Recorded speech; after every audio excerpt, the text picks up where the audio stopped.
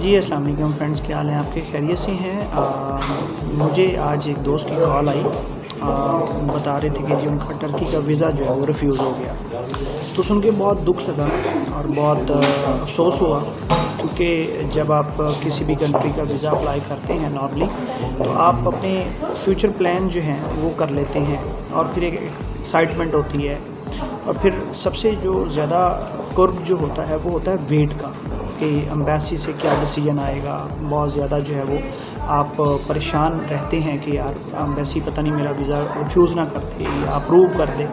تو آپ اس کشمکش کے اندر جو ہے وہ کافی دن آپ کو گزارنا پڑتے ہیں۔ انتظار ویسے ہی آپ کو پتہ ہے بہت بڑی سزا ہے، تو جب آپ کا ویزا اپلائی کرنا ہو، اس کا رزلٹ آنا ہو اور اس کی ڈیسیجن آنا ہو، تو پھر وہ اور زیادہ جو ہے وہ پریشانی ہوتی ہے۔ تو میں نے یہ سوچا کہ کیوں نہ اس کے اوپر ایک ڈیٹیلڈ سیریز جو ہے وہ بنائی جائے، جس میں مختلف جو ہے وہ چیزوں کے بارے میں بات کی جائے، تاکہ جو ہمارے دوست ویزا اپلائی کرنا چاہتے ہیں انہیں اس کے بارے میں آگاہی دے سکیں کہ سب سے پہلا کوشچن تو یہ ہے کہ آپ ویزا اپلائی ہی کیوں کرنا چاہتے ہیں۔ یہ جو کیوں ہے، یہ شاید جو ہے وہ میرے جو دوست ہیں انہیں تکلیف پہنچائے، کہ شاید میں جو ہے یہ چاہتا نہیں ہوں کہ کوئی اور دوست جو ہے وہ ٹرکی یا پھر باقی جگہوں پہ جو ہے وہ جائے، لیکن پازیٹیو رہتے ہوئے آپ اس کیوں کا اس کیوں کا جو ہے وہ کوشچن ضرور اپنے آپ سے کیجئے، اس کی وجہ کیا ہے۔ کچھ ایسی فیملیز ہیں جو یہاں پہ سیٹل ہونا چاہتے ہیں، تو آبویسلی پھر وہ جب سیٹلمنٹ کا پلان کرتے ہیں تو وہ جو منتھلی ایکسپینس ہے اس کا پلان نہیں کرتے، اور 4-6 ماہ میں 10-12 لاکھ روپے، 20 لاکھ روپے، 15 لاکھ روپے ضائع کر کے واپس چلے جاتے ہیں۔ آبویسلی اگر آپ وداؤٹ پلاننگ جو ہے وہ یہ کام کر رہے ہیں تو پھر اس کا مطلب یہ ہے کہ آپ غلط کر رہے ہیں۔ اسی طرح بہت سارے نوجوان ہیں 18 سال کی ایج سے لے کے 30-32 سال کی ایج تک، جو کہ اس پروگرام کے تحت یہاں پہ آتے ہیں کہ جی ہم وہاں پہ جا کے جو ہے وہ ارننگ کر لیں گے، تو ان کے لیے بھی یہاں پہ وہ گولڈن اپرچونیٹیز نہیں ہیں۔ پاکستان آئی تھنک کہ زیادہ بہتر ہے ترکی آ کے لیبر جاب کرنے کی نسبت، کیونکہ یہاں پہ اپرچونیٹیز نہیں ہیں۔ اور تھرڈ وہ لوگ ہیں جو ٹورزم کے لیے، پیورلی ٹورزم کے لیے آنا چاہتے ہیں، وہ بالکل ٹھیک ہے، ان کا مطلب انہیں آنا چاہیے، وہ ٹورسٹ اگر ہیں اور وہ ٹورزم انجوائے کرنا چاہتے ہیں تو بالکل انہیں ضرور آنا چاہیے۔ اور فورتھ وہ ہیں جو اپنی ٹریول ہسٹری بنانا چاہتی ہیں، تو ٹریول ہسٹری بنانے کے لیے بھی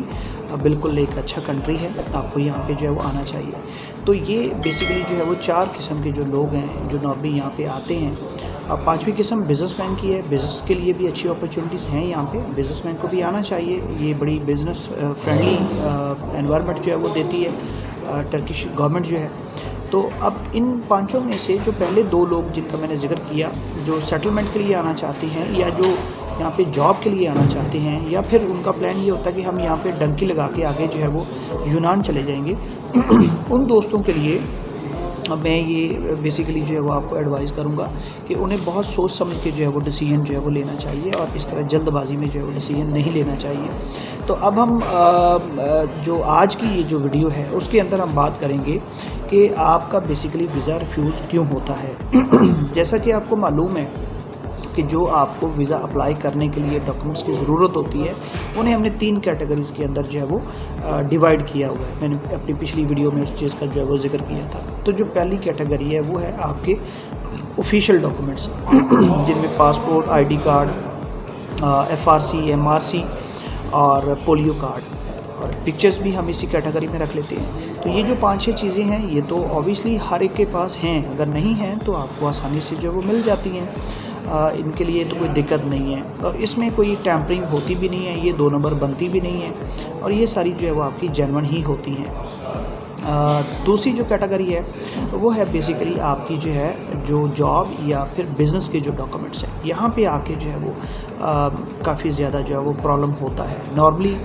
جو لوگ ہیں ان کے پاس جاب یا پھر بزنس جو ہے وہ پراپر اس کے ڈاکومنٹس ہوتے نہیں ہیں، بزنس کے ذرا زیادہ ڈاکومنٹس چاہیے ہوتے ہیں، جاب میں آپ کی جو امپلائر آپ کا ہے اسے پرووائڈ کرنا پڑتے ہیں، تو یہاں پہ آ کے جو ہے وہ گڑبڑ ہو جاتی ہے۔ تھرڈ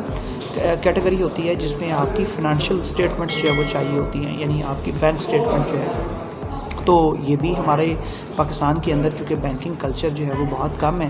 اور اس وجہ سے لوگ جو ہے وہ اپنی اسٹیٹمنٹ رن کرنا جو ہے وہ مناسب نہیں سمجھتے ہیں۔ اس کے بعد ایک ڈاکومنٹ آپ کو چاہیے ہوتا ہے ہوٹل ریزرویشن، فلائٹ ریزرویشن اور انشورنس، وہ تو آسانی سے جو ہے وہ مل جاتا ہے، اس میں پرابلم نہیں ہے۔ تو ان 4 کیٹیگریز کی اگر ہم بات کریں تو جو فرسٹ کیٹیگری اور جو لاسٹ کیٹیگری ہے وہ تو آسانی سے ارینج ہو گئے، لیکن جو سیکنڈ اور تھرڈ کیٹیگری ہے جس میں آپ کی جاب اور فنانشل جو آپ کی اسٹیٹمنٹ ہوتی ہے ان میں پرابلم جو ہے وہ آتا ہے۔ اب ہم بات یہاں پہ یہ کر رہے ہیں کہ ریفیوز ہوتا کیوں ہے، اس کی بہت ساری ریزنز ہیں۔ نمبر 1 یہ ہے کہ بہت سارے دوست ایسے میں نے دیکھے جن کے پاسپورٹ جو ہے وہ 2 یا 3 بنے ہوئے ہیں، تو جو سیکنڈ پاسپورٹ تھا ان کا یا فرسٹ پاسپورٹ تھا وہ گم ہو گیا۔ اب جب کوئی پاسپورٹ گم ہوتا ہے تو اس کی پولیس رپورٹ کروانا پڑتی ہے گمشدگی کی، اور جب گمشدگی رپورٹ کرواتے ہیں تو وہ اوبیسلی ساتھ لگاتے ہیں، تو وہ جو ویزا آفیسر ہے وہ مشکوک ہو جاتا ہے کہ یار ایسا تو نہیں ہے کہ خدا نخواستہ یہ ڈنکی لگا کے پہلے گیا تھا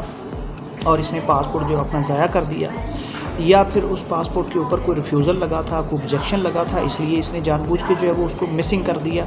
تو ایک تو یہ جو ہے وہ پاسپورٹ کے حوالے سے جو ہے وہ بڑا مسئلہ ہے۔ ہمارے پاکستان میں تو خاص طور پہ جو ہے وہ دوست پاسپورٹ جو پہلا بنواتے ہیں اس پہ ویزا لگتا ہی نہیں ہے، وہ تو ویسے ہی ایکسپائر ہو جاتا ہے،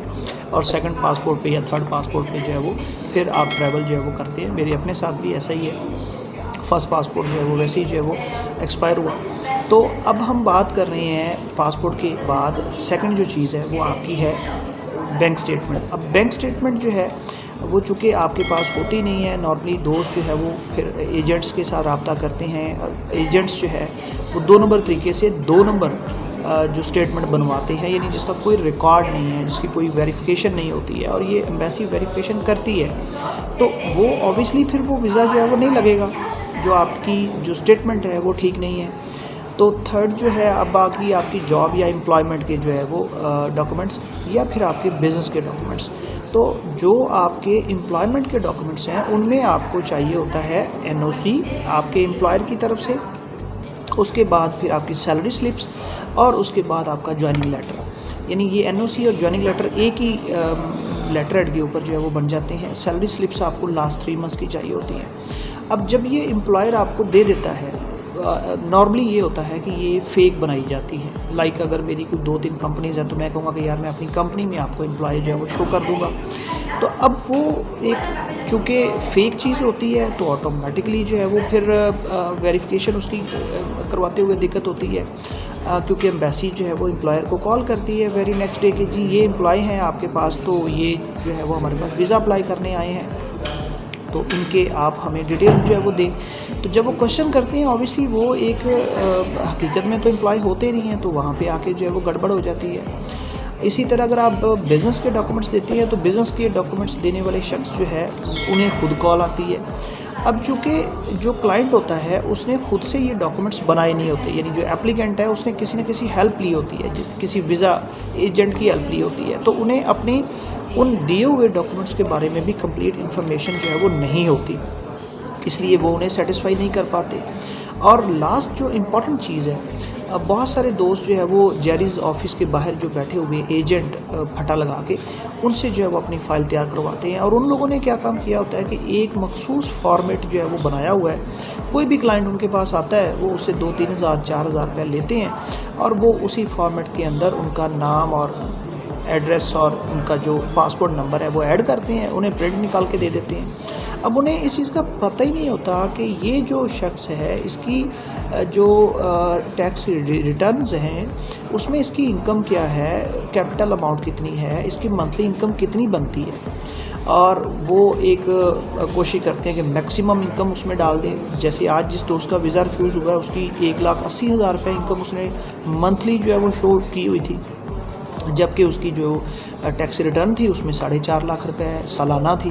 اب خود اندازہ کر لیں کہ جس بندے کی 30,000 روپے انکم شو کی ہوئی ہے ٹیکس ریٹرنز میں، اس کی جو ہے وہ ایجنٹ جو ہے وہ شو کر رہا ہے 1,80,000 روپے، تو بھائی وہ جو ایمبیسی کے اندر جو ایک ویریفیکیشن ٹیم بیٹھی ہوئی ہے جو اسیسمنٹ کرتی ہے اپلیکیشنز کی، وہ اسٹوپڈ نہیں ہے، وہ ان ساری چیزوں کو سمجھتے ہیں کہ یار یہ جو ہے وہ بندہ ریئل نہیں ہے، اس کی انٹینشن پازیٹیو نہیں ہے۔ تو یہ جو ایجنٹ ہیں اور یہ ایجنٹ مافیا جو ہے ان کو آپ جو ہے وہ نہ مطلب جو ہے وہ ان سے جو ہے وہ فائل پریپیئر کریں، کسی ایکسپرٹ کی جو ہے وہ اوپینین لیں۔ ویڈیو چونکہ لمبی ہو رہی ہے تو ایک لاسٹ جو ہے پوائنٹ وہ یہ، بہت سارے دوست کوشش کرتے ہیں کہ یار ہم خود سے جو ہے نا یہ سارا کام جو ہے وہ کر لیں۔ تو بھائی جان میری ان کو ایڈوائز یہ ہے کہ جو سرجن ہے نا اسے بھی پہلے ڈیڈ باڈیز دی جاتی ہیں ایکسپیریمنٹ کرنے کے لیے، جب وہ ڈیڈ باڈیز پہ ایکسپیریمنٹ کر لیتا ہے پھر اسے زندہ انسان دیے جاتے ہیں کہ اب ان پہ آپ تجربات کریں۔ اسی طرح آپ باربر شاپ پہ جاتے ہیں تو وہ جو بچہ باربر شاپ پہ کام سیکھنے کے لیے جاتا ہے اسے پہلے جو ہے صفائی ستھرائی کے کام دیے جاتے ہیں، پھر اسے ریزر دیا جاتا ہے کہ چھوٹے بچے کی جو ہے وہ ٹنڈ شنڈ کر لے اور کٹنگ شٹنگ کر لے، اور پھر اس کے بعد آہستہ آہستہ اسے جو ہے نا وہ دیا جاتا ہے۔ اسی طرح ٹیلر ہے، ٹیلر کو پہلے جو ہے نا وہ سادہ کپڑے کے اوپر سلائیاں لگانے کے لیے کہا جاتا ہے کہ بھائی اس پہ لگاؤ اور اپنی جو ہے وہ جو مشین ہے آپریٹ کرنا سیکھو۔ تو اسی طرح ان تمام دوستوں کو جنہوں نے فرسٹ ٹائم ویزا اپلائی کرنا ہے وہ اپنے اوپر ایکسپیریمنٹ نہ کریں، وہ خود سے جو ہے یہ کام نہ کریں، کسی کی ساتھ اوپینین لے لیں، کسی کی ایڈوائز لے لیں، کسی کے ساتھ بیٹھ کے یہ کام کر لیں۔ اور مطلب بہت سارے دوست ایسے ہیں جو آلریڈی جو ہے ویزاز اپلائی کر چکے ہیں، جن کے ویزاز لگے ہوئے ہیں، آپ ان سے ہیلپ لے سکتے ہیں۔ آپ یوٹیوب ایک بہت بڑا سورس ہے، آپ یہاں سے نالج لے سکتے ہیں، یعنی پہلے خود کو ٹرین کریں اس کے بعد آپ یہ جو کام کریں۔ تو نیکسٹ ویڈیو جو ہے وہ ہم اس کی طرف چلتے ہیں، آپ دیکھتے رہیے گا۔ ان شاء اللہ تعالیٰ نیکسٹ ویڈیو کے اندر ہم جو ہے وہ نیکسٹ ٹاپک کے اوپر بات کرتے ہیں۔ Thank you.